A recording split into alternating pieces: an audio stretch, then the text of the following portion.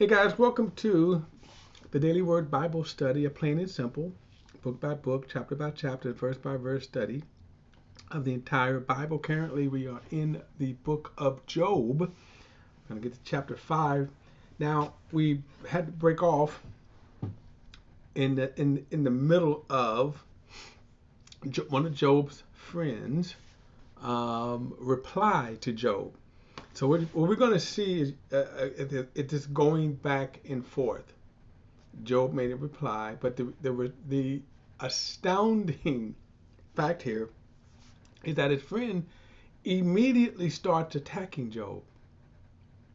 Immediately. He hears Job, and he doesn't like Job's response. Now, again, what he doesn't know is what God knows. And what we will see is this is going to be their biggest mistakes throughout this. And God will rebuke them in the end. But beyond that is that this is human nature. And I can tell you right now, and some of you can even, agree to this, people are not always sympathetic. And as we already see, in my opinion, you kind of see this is, even though they admired Job, Job was the flavor of the day. And as soon as this adversity happened, now they're speaking, they're basically claiming is that Job, you know you did something wrong for this to happen. All right, we're going to get cut right in. Like I say, we're going to go back and forth with this. Where am I at here? Okay. Oh, here we go. All right. Now, again, this is Eliphaz. He is still responding to Job first discourse here. He says, "Call out if you will please. Will anyone answer you? Which of the holy ones will you turn to?" Now, again, this is some ignorance that he is speaking out of. Because fortunately for us, we already know how God feels about Job. So all of this, what he's saying, he's speaking out of ignorance, and that's best. Verse 2, For anger kills fools, and jealousy slays the gullible. I have seen a fool taking root. I have seen a fool taking root, but I immediately pronounce a curse on his home. His children are far from safety. They are crushed at the city gate, with no one to rescue them. The hungry consumes his harvest, even taking it out of the thorns. The thirsty pants for his children's wealth, for his distress does not grow out of soil, and trouble does not sprout from the ground. But mankind is born for trouble, as surely as sparks fly upwards. However, if I were you, I would appeal to God. I would present my case to him. He does great and unsearchable things, wonder without number. He gives rain to the earth and sends water to the fields. He sets the lowly on high, and mourners are lifted to safety. He frustrates the scheme of the crafty, so they achieve no success. He traps the wise in their craftiness, so that the plans of the deceptive are quickly brought to an end. Now, if you would notice that this phrase here, we're going to see a couple of phrases that the other writers of the Bible use. Paul used this kind of phrase, I believe it's Second Corinthians chapter 11, I believe it is. He traps the wise in their craftiness. All right, verse 14. They encounter darkness by day, and they grope at noon, as if it were night. Now, remember, this was written before the law of Moses. You see some of this language in Deuteronomy, like Deuteronomy chapter 28, when he's pronouncing the curses for not obeying the law. Verse 15, he saved the needy from the sharp sword and from the clutches of the powerful, so the poor have hope, and injustice shuts his mouth. See how happy the man is God corrects. Again, we see this again. But the reason why I'm kind of pointing this out, notice these statements were made, this wisdom was given by God early on. See how happy the man is, God corrects. So do not reject do not reject the discipline of the Almighty, for he crushes, but he also binds up. He strikes, but his hands also heals. He will rescue you from 6 calamities. No harm will touch you in 7. Now, if you notice, again, we're going to see this statement in Proverbs. How happy is the man whom God's correct. Don't reject the discipline of the Almighty. The book of Hebrews, I think chapter 12, you see this quoted here. Verse 19, he rescues you from 6 calamities. No harm will touch you in the 7th. In famine, he will redeem you from death, and in battle, from the power of the sword. You will be safe from slander, and not fear destruction when it comes. You will laugh at destruction and hunger, and not fear the animals of the earth, for you will have a covenant with the stones of the field, and the wild animals will be at peace with you. You will know that your tent is secure and nothing will be missing when you inspect your home. You will also know that your offspring will be many, and your descendants like the grass of the earth. You will approach the grave in full vigor and stack sheaves. Is on the stack of sheaves is gathering the season. We have investigated this, and it is true. Hear it and understand it for yourself. Now he's talking to Job. By the way, he's talking to Job as if Job has not experienced all of this. Remember, Job lost all of this, but he's talking to Job. It's like, dude, who are you referring this to here? Let's see here. All right, Job. Now this is going to be Job's. Come on. All right. Okay. So now Job is going to reply. Like I say, we're going to go back and forth with this. Then Job answered, if only my grief could be weighed and my devastation placed with it in its scales, for then it would outweigh the sands of the seas. This is why my words are rash. Now, he's trying to, I want to say the biggest probably thing here, the mistake, is trying to plead to people like this. If I could go back and change the times of trying to plead my case to people, and at the end they had no interest in me or my case. So, verse 3, verse 4, surely the arrows of the Almighty have pierced me, and my spirit drinks their poison. God terrors are array against me. Now remember, this is true. We already know this is true. God commissioned this. Does a wild donkey braids over fresh grass, or an ox lour over its fodder? Is bland food eaten without salt? Is there flavor in the eggs white? I love eggs white. I've become very used to eating eggs white, diet-wise. But anyway, notice again. But also notice the kind of the life experience, the wisdom here, in that he is, even though he is expressing it in grief. Just kind of notice the expressive of what he is saying. Verse 7. I refuse to touch them. They are like contaminated food. If only my request would be granted, and God would provide what I hope for, meaning death, of course.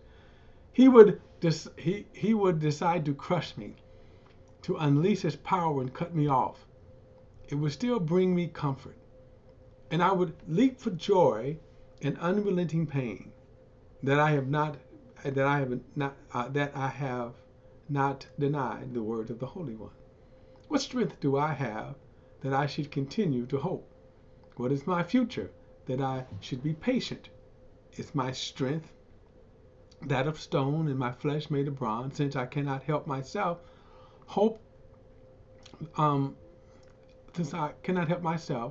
the hope for success has banished from me. at a despairing man should receive loyalty from his friends, even if he abandons the fear of the Almighty.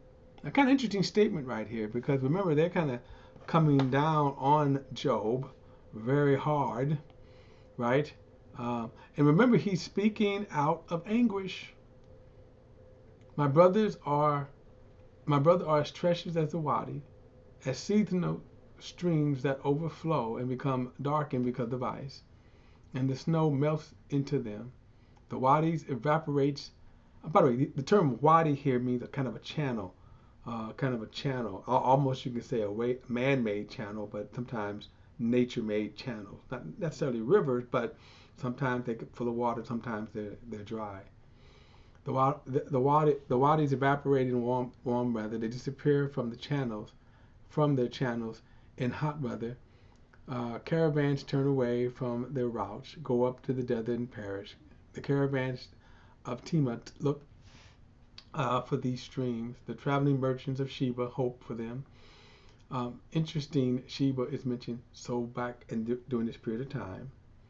They are ashamed because they have been confident of finding water. When they arrive there, they are frustrated. So, this is what you have now become to me, right? So he said all that to kind of say, look, you guys are, just dried out wadis. You are people that look for something refreshing, only when they get there, it's dried out. Imagine dried out dirt, but you're looking for thirst quenching water. Verse 21. So this is what you have become to me. When you see something dreadful, you are afraid. Have I ever said, give me something? Or pay a bribe for me from your wealth? Or deliver me from the enemy's power? Or redeem me from the wrath of the ruthless? Teach me, and I will be silent. Help me understand what I did wrong. Now, this question here is very interesting because it's going to kind of grow to where Job will get in trouble with God later on. Right now, Job is correct. I didn't do anything wrong. For all this to happen, we know it because God gives us a behind the scenes look. But what does your rebuke prove? Do you think that you can disprove my words, or that a disparaging man's words are mere wind? No doubt you would cast lots for a fatherless child and negotiate a price to sell your friend. But now, please look at me. Would I lie in your face? Reconsider. Don't be unjust. Reconsider. My righteousness is still the issue. Is there injustice in my tongue? or can my palate not taste disaster? Job 7, he's going to continue on. Is mankind consigned to forced labor on earth, and not his days like those of a hired hand? Like a slave, he longs for shade. Like a hired man, he waits for his pay.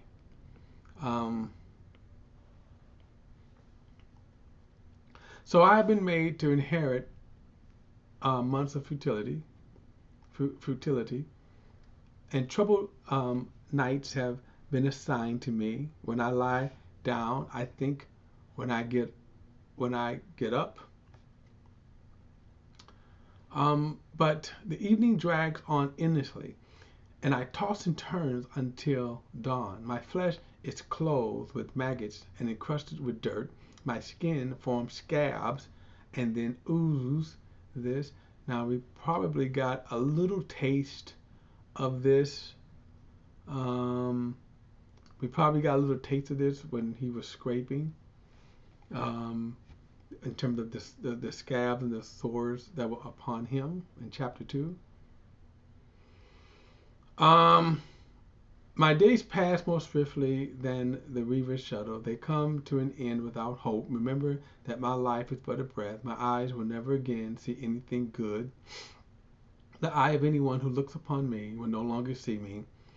Your eyes look for me, but I will be gone. As a cloud fades away and vanishes, so the one who goes down to Sheol will never rise again. Now, verse 9. Notice that he talks about um, let me see this. Notice he deals with Sheol. Now, Sheol, from their perspective, is the grave. Okay, Sheol is the grave, and for them, that meant the end of everything. It meant that it was, done with. When you died, that was it. And as I said, one of the things that you don't see, or at least at this point in time, kind of like what they don't have, is the revelation of the spiritual realm, which is kind of interesting because remember, man is the three-part being. He's the spirit, he is the spirit, he has the soul, and he lives in the body. When you die, your spirit and soul separate from your body. Existence go on, but from their perspective, the grave, in a sense, is it.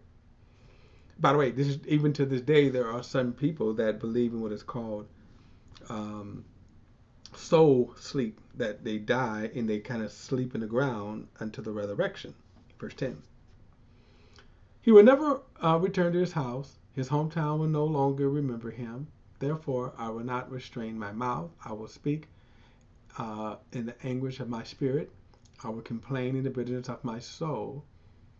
Am I the sea or sea monster, and that you keep me under guard? When I say my bed will comfort me, and my couch will ease my complaints, then you will frighten me with dreams and terrify me with visions. So I prefer strangling death rather than life in this body. I give up. I will not live forever. Leave me alone, for my days are a breath, meaning a short period of time. What is man that you think so highly of him and pay so much attention to him? Now, this will become later something that David would speak of in respects to God. Okay, that the book of Hebrews also will quote. Verse 18. And the question is, what is man that you think so highly of him and pay so much attention to him? You inspect him every morning. You put him to the test every moment. Will you look away from me or leave me alone enough to swallow? If I have sinned, what have I done to you, watcher of mankind? Now, he's kind of speaking to God. And as I said, right now, he's kind of teeter-tottering, right? And this is going to evolve into Job justifying himself over God. And we're going to see how that's play out. Because it's kind of interesting. Because you would think Job has a cause. God himself admits to destroying Job's life without a cause. Verse 20 again, if I have sinned, what have I done to you, watcher of mankind? Why have you made me your target, so that I have become a burden to you? Why not forgive my sin, or pardon my transgression? For soon I will lie down in the grave, and you will eagerly seek me, but I will be gone. Now, Job, you just said you haven't sinned, right? And again, he's speaking out of ignorance because he doesn't know what God knows. He doesn't know what had transpired in the heavenly realm.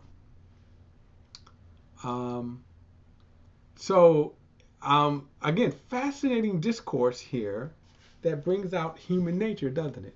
I can tell you, as I said before, that people can respond the same way. Don't ever think that don't ever rely on a man for your comfort. Because some people will turn on you. Yes, I could tell you stories how people criticize. I could tell you a story about a person that criticized me the day after my first wife passed away. We were sitting in the funeral home making funeral arrangements, and he just started berating me. Wow, just started berating me. Now, this is, I think, when I say literally, she died in the evening, and that we was in the funeral home the next day making arrangements, and he just started berating me. So again, Job's friends. Okay, guys, don't forget to like and share this video and subscribe to BP, the Bible Perspective. And as always, if you have a thought or comment, add it to the comments section below. All comments are welcome. All right, I'll see you in the next study.